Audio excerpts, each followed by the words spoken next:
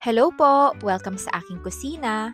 Ngayon, ituturo ko sa inyo kung paano magluto ng masarap na pork hamonado. Tara, simulan na natin! Sa isang kawali, magpainit lamang ng mantika at igisa ang isang whole minced garlic hanggang sa maging golden brown. Idagdag ang 2 medium onion at igisa hanggang sa maging translucent o medyo malinaw na ang kulay nito. Pagkatapos ay ilagay ang 1 kilong baboy at haluin ito. Ngayon naman ay budburan natin ng 2 kutsaritang paminta.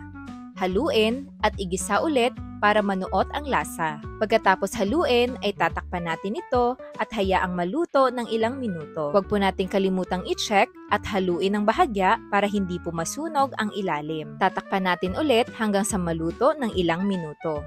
Ngayon naman po ay ilagay na natin ang ating pineapple juice. 1 cup po ng pineapple juice ang aking nilagay.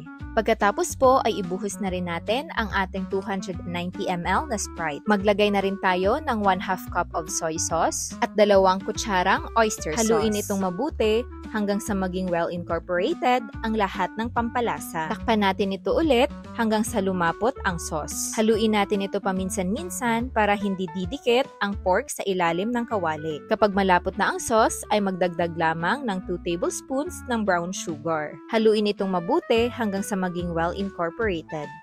Takpan natin ito ulit at lutuin pa ng 5 minuto para manuot ang tamis ng asukal. Ngayon naman ay idagdag natin ang pineapple tidbits o hiniwang pinya para sa dagdag na tamis at asim. Haluin lamang ito ng maayos hanggang sa maging well-incorporated. Tusukin po natin ng tinidor ang karne para masigurado po nating malambot na ito. Takpan po muna natin ulit ang ating niluluto at lutuin ito ng mga 2 pang minuto. At sa punto pong ito ay haluin muli natin sa huling pagkakataon ang ating pork hamonado. Kailangan po nating masiguro na well-incorporated ang lahat ng ingredients at nanunuot ang lasa sa ating karne. Ayan, at luto na ang ating pork hamonado. Salamat po sa panunood at huwag kalimutang mag-like, share, at subscribe para sa iba pang recipes.